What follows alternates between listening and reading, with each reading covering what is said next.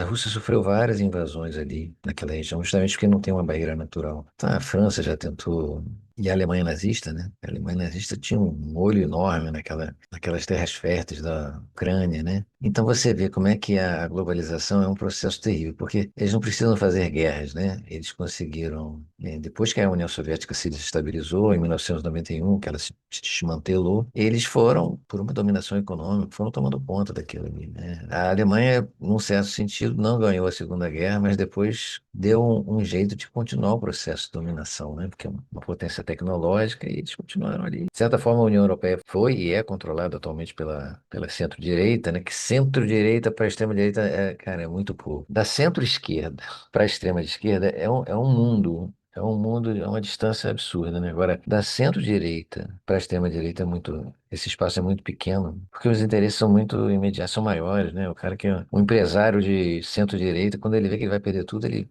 vê na extrema-direita uma oportunidade de manter aquilo que ele conseguiu, né? Aí não pensa duas vezes. A União Europeia hoje é controlada pela centro-direita, né? Centro-direita. E você vê como eles estão ali, na verdade, avançando, né? Aquela classe dominante, né? Aqueles conglomerados, todos vão avançando para o território da Rússia, né? E aí entra naquele aspecto que eu mencionei no outro vídeo de dizer que o Reino Unido sempre gostou de desenhar, né? Os países. E agora é os Estados Unidos, né? Que estão desenhando os países do mundo. A Ucrânia nunca existiu como país. Aquelas repúblicas socialistas. Na época da União Soviética, o Stalin ele fez algumas concessões, né? Ele tentava agradar esses poderes regionais para manter a coesão da União Soviética. Era, na verdade, uma divisão. Como tem aqui no Brasil, né? O estado da Bahia, o estado de Minas, são divisões que vão se formando naturalmente, em função de diferenças culturais, de poderes locais e tal. Então lá eram as repúblicas, né? Porque eles queriam assim, valorizar um pouco as nacionalidades, mas era parte, então, né? Não era um outro país. Assim como nos Estados Unidos, no Texas, no estado de Nova York, tá, né? Ninguém pensa que aquele ali é um outro país. Aqui no Brasil também não. Ninguém pensava que a Ucrânia era outro país, que a Bielorrússia era outro país. Não, era tudo como se fosse uma parte do território do Estado da União Soviética, né? Mas eles, conforme a União Soviética foi se desmantelando, a mídia, que é uma mídia muito suja aqui entre nós, né? Passa essa ideia de que não, a Ucrânia sempre foi um país, era um povo que vivia ali, oprimido ali dentro da União Soviética, e não era nada disso. Eles inventaram mais um país, né? Claro que existem algumas pequenas diferenças no idioma, uma parcela da população da Ucrânia ser de orientação católica, a Rússia segue mais a Igreja Ortodoxa. Então, assim, tem umas diferenças, mas diferenças também. Se a gente for comparar aqui no Brasil, a diferença que existe entre Rio Grande do Sul, Bahia, Amazônia, diferenças enormes de sotaque, tudo, e a gente consegue se manter unido, né? Então, assim, eles se aproveitaram do momento de fraqueza, né, da União Soviética, que houve aquela crise, aquele processo de dissolução, e eles conseguiram fatiar. Era o mesmo povo, Ucrânia, Rússia, era tudo ali dentro da União Soviética, mas não havia mais essas diferenças, né? Essas diferenças foram trabalhadas pelos nazistas, pela extrema-direita, pelo Bandeira, esse grupo de extrema-direita que sempre trabalhou esse ódio contra a Rússia, essa russofobia. Então, houve essa divisão, mas é o tal negócio. Aí a Ucrânia perseguia, né, os cidadãos que, principalmente ali naquela parte o leste da Ucrânia, que tinha mais proximidade com a Rússia, eles queriam proibir as pessoas de falarem russo. A Rússia resolveu dar um ponto final nisso, né? Até porque o Ocidente queria incluir a Ucrânia começar um processo de inclusão da Ucrânia na OTAN, né? Então, assim, eu costumo comparar, às vezes a comparação às vezes pode não ser tão adequada, mas imagina se o Brasil algum dia passar por um momento de fraqueza aí, com esses políticos que a gente tem de extrema-direita, nada é muito impossível. Mas vamos supor que, de repente, o Império se aproveite de um momento de fraqueza aqui do Brasil e resolva tomar ali a Amazônia. Se o Brasil voltar a se reestruturar, né? Numa situação hipotética, voltar a se reestruturar, a gente não ia querer tomar a Amazônia de volta? É por aí, entendeu? A Rússia está tentando trazer de volta uma região que historicamente sempre foi da Rússia. Eu realmente não sei como que essa guerra vai parar. Essa guerra por drones está matando muita gente, né? Eu vejo uns vídeos aí, tanto da Ucrânia como da Rússia, né? Que eles vêm com um drone em cima do soldado, assim. Aí depois a imagem acaba, né? Cara, imagina, assim, você tá correndo, vê um drone e explode nas tuas costas, destrói você completamente. Coisa estúpida, né? Desumano, que é fácil, é muito fácil você chegar e apertar um botão. Olhando uma pessoa e você matar ela é outra coisa, né? Tem que ter coragem, cara. que esse lado humano aí ficou em último plano, né? Começo a lembrar da guerra do Irã, aquele atentado terrorista contra aquela escola no Irã que matou 170 crianças, que é um absurdo, gente. Aquilo ali é um horror total, aquilo ali é um genocídio. E você vê, uma coisa tão covarde, você aperta um botão, tá lá num jato, aperta um botão e vai embora, entendeu? Você não tem coragem de olhar o que você fez, a merda que você fez, né? Outro dia eu estava aqui perto de casa e ouvi um barulho e vi uma pessoa atropelada. Ela deitou no chão e parecia que a pancada tinha sido forte. E você vê uma pessoa que está ali viva, né? Teve um pequeno acidente, você já fica desesperado, todo mundo em volta, com medo da pessoa ter tá morrendo, né? Aquele drama humano de quem tem contato, né? Agora imagina você vendo 170 crianças assim, uma do lado da outra, né? Todas mortas. Imagina a dor que não é revolta. Isso aí vai contra todos os princípios da humanidade. Sabe, o pior de tudo isso aí é planejado, entendeu? Isso aí não é, houve um pequeno acidente, né? Erramos o alvo. Não, não é, porque esses caras, eles têm, assim, são doutrinas militares, né? Os caras têm estratégias sujas, que foram a mesma estratégia que foi usada em Gaza. Qual é o objetivo desses caras? É desmoralizar um povo. Eles detonam hospitais, escolas, prédios residenciais, detonam tudo que eles podem, mas principalmente hospitais e escolas, porque isso é para mexer mesmo, arrasar mesmo com o orgulho do povo, com a moral, entendeu? Coisa pensada, cara, é muita sujeira. A gente tem que repudiar e a gente tem que sempre que falar nisso, sempre pensar nisso, entendeu? Mas é isso. Então, assim, a gente voltando para o caso da Ucrânia, essa guerra também está se tornando uma guerra desumana demais, porque é um míssil para lá, drone para cá, e tem que ter um fim, né? Voltando para a guerra da Ucrânia, quando você tem uma dissolução de um país, que você começa um país novo, você coloca ali, quem consegue assumir o poder são pessoas que têm conexão com o sistema financeiro, né? Tem grana para reconstruir o país, para reconstruir as instituições. A Ucrânia é um país muito recente, então, assim, quem é que domina ali? São essas elites que são ligadas às elites financeiras da Europa, às elites financeiras internacionais, né? O sistema financeiro internacional, todo mundo sabe. Os grandes bancos, né? Os fundos de investimento. Eles têm um poder absurdo na Europa. Outro dia eu vi um vídeo que eu fiquei muito chocado. Eles estavam falando de uma reunião que houve entre. Eram cinco representantes dos cinco principais países da Europa, né? Tinha Reino Unido, Alemanha, França, Itália, Espanha, representante da União Europeia, né? Quem era a sétima pessoa? Larry Fink, o CEO da BlackRock. Olha o poder que esse cara tem. O Macron veio do sistema financeiro. O Merz, o chanceler da Alemanha, trabalhou na era CEO da BlackRock. Entendeu? Esses caras, eles injetam muita grana nas eleições e estão fazendo quem eles querem. Entendeu? Então, assim, era impressionante que a reunião foi filmada, né? E você via claramente quem era o chefe, quem mandava. Você tinha lá os representantes dos cinco países, todo mundo falando amém, inclusive a representante da União Europeia, falando o que tinha que ser feito. A ideia dele era um plano de monetizar recursos naturais, ancorar o capital especulativo que está por aí, né? Então é isso, é muito impressionante como o sistema financeiro está controlando a Europa, né? Uma coisa assim. O Putin, ele administra vários conflitos internos, né? Então, assim, ele tenta resgatar o poder do Estado, né? Reconstruir, né? Levar ela a outros patamares. Só que ele também enfrenta os liberais dentro da própria Rússia, né? São as pessoas que cresceram muito, conseguiram pegar uma fatia muito forte, né, das indústrias, do sistema financeiro dentro da Rússia.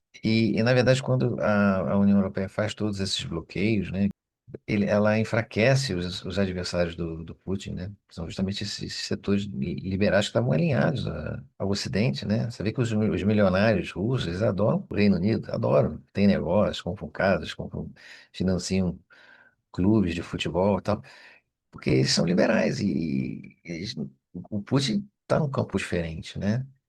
Ele está no campo do fortalecimento do Estado. Então, você vê como é que o Ocidente é muito pouco inteligente para lidar com essas questões, não entendem nada de Rússia, né?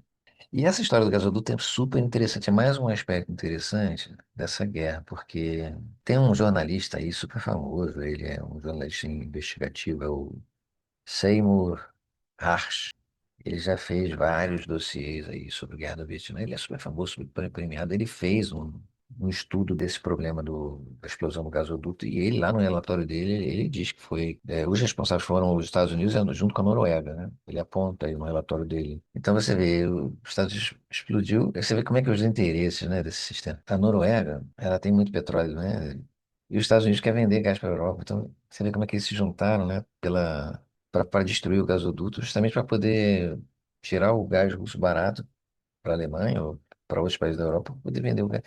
Como é que o capitalismo está sujo, né? Ele tem uma regressão moral assim absurda. Nunca foi moral, nunca foi um sistema moral, pelo contrário, mas assim, essa regressão de valores, de atitudes, isso aí é decadência total, um sinal de decadência total, né? E aí é interessante porque assim, essa história da explosão do gasoduto me lembrou de uma outra história que eu vi, inclusive.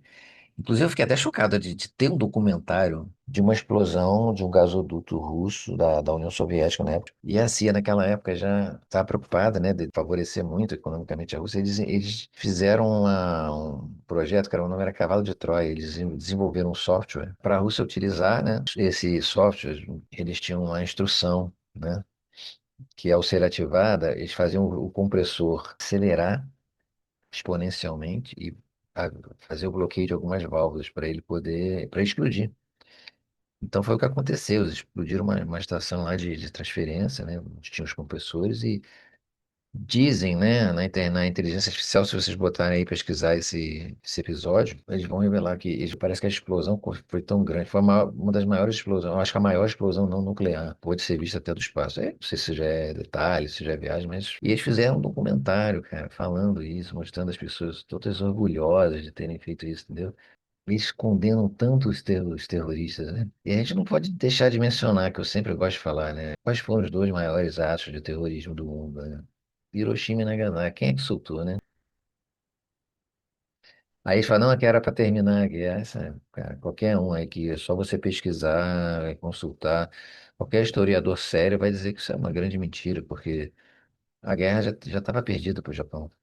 Foram outros objetivos, demonstrações, queriam demonstrar força, inclusive para a União Soviética, delimitar território. Porque a bomba atômica, ela é um artefato essencialmente de terror, né? Uma bomba atômica mata indiscriminadamente velho, criança, mulheres. É uma guerra, não tem objetivo militar uma bomba atômica, cara. Você mata milhares e milhares de pessoas e continua matando mesmo depois da explosão, por causa da radiação. Então, assim, qual foi o único país que teve coragem de fazer isso, né? A população, transformação social. Não pode estar desatrelada essa ideia de que a gente precisa romper com essas elites que estão aí governando o mundo há 200, 300 anos, para ver se a gente consegue barrar essas barbaridades, né, que estão acontecendo no mundo aí. É claro que muita gente não se importa, tem gente que gosta de se alienar para, sabe, não pensar nessas coisas e vai para o trabalho e volta. Morreram 170 crianças, o que que eu posso fazer? Tem gente que pensa assim. Uma vez eu fui uma coisa, um detalhe, que eu acho que a gente tem que misturar também, né? A gente não pode aqui eu não sou um youtuber profissional, tô aqui, cara, tentando compartilhar conhecimento e experiência. Uma vez eu fui ao cinema aí com uma ex-namorada minha aí, tá? Era uma pessoa assim, que eu considerava um pouco fria, um pouco insensível, né? E aí, fui ao cinema com ela uma vez, era um filme que falava de uma criança pobre de um país europeu, né? Que provavelmente é bem mais rica do que as nossas aqui, mas é drama lá sobre uma criança que era meio pobre e tal. E ela se sensibilizou muito, né? Durante o filme chorou e tal. Achei legal, né? Porque ver esse lado humano, assim. Aí depois na saída do cinema, né? Já viu uma criança pobre lá pedir um negócio pra ela. Sai daqui, garoto, pô, não me enche o saco. Entendeu? Entendeu? Cara, quando você tá lá no cinema, ouvindo aquelas músicas e você viaja naquela fantasia ali do cinema, né? Você consegue, o cinema consegue resgatar um lado humano seu, né? Mas assim, saiu dali, meu amigo, a maioria das pessoas não quer nem saber, entendeu?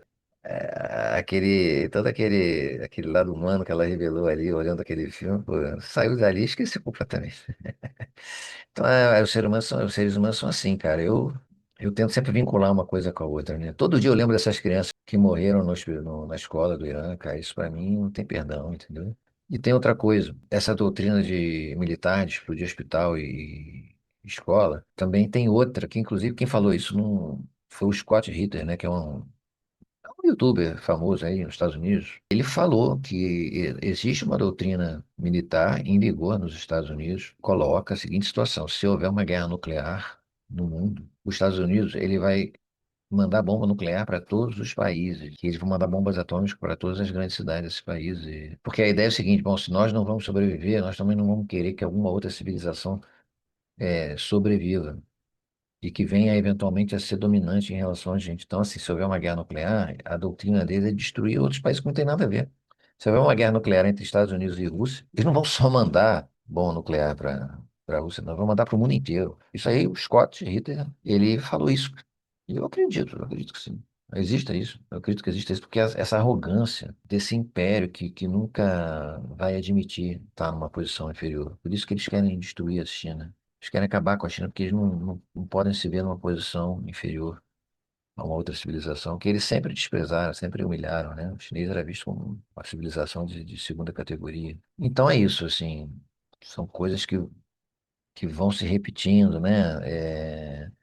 E é bom a gente resgatar algumas coisas da história. Parece até ficção científica, né? Essa história do gasoduto, né? E você diz assim, pô, isso é teoria da conspiração, não pode ter existido isso. Não, pô, o cara fez um ato de terrorismo lá no gasoduto da Rússia. Não é possível. Tem gente que não acredita nisso. A classe dominante brasileira era tão dominada que ela vai lá pra Disney, ela vê lá o Pateta, ela vê o Mickey. Fala, não, esses caras são bons pra caralho, eles não vão fazer isso, nunca teriam coragem de fazer isso. Entendeu? Eles se convencem que aquilo ali é... Eu já fui aos Estados Unidos, assim. Claro que todo país tem um povo bom. Inclusive, uma vez eu estava viajando pelos Estados Unidos, e era, acho que é feriado de Thanksgiving, né? Eu tava indo pegar o avião e viajando de noite, e eu vi na beira da estrada, várias famílias vão para a beira da estrada, né? Porque é uma época fria. E as pessoas, os americanos viajam muito de carro nessa data, e viajam à noite. Então as famílias vão para a beira das estradas para oferecer café para os motoristas de graça, entendeu? Porque tem muitos acidentes, pessoas viajam de noite, aí dormem no volante, né? E foi uma coisa que me emocionou muito, né?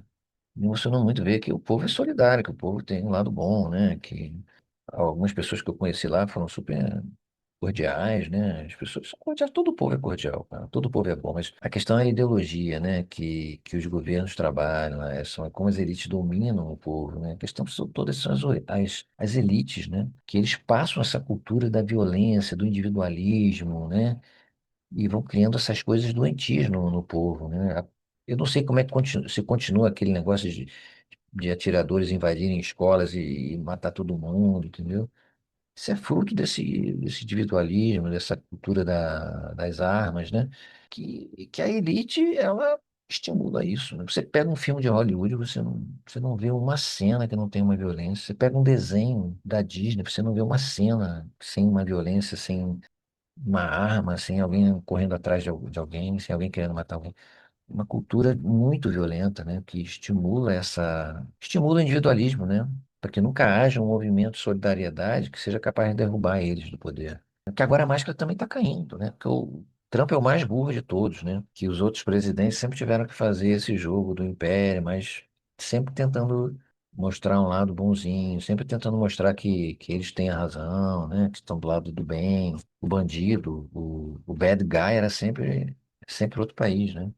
Mas agora não tá mais, eles não estão mais conseguindo manter essa máscara, porque o Trump tá demais. Tem um youtuber lá nos Estados Unidos que fala isso todo o programa dele. Eu acho legal repetir, cara. A gente não pode deixar de repetir as coisas importantes, entendeu?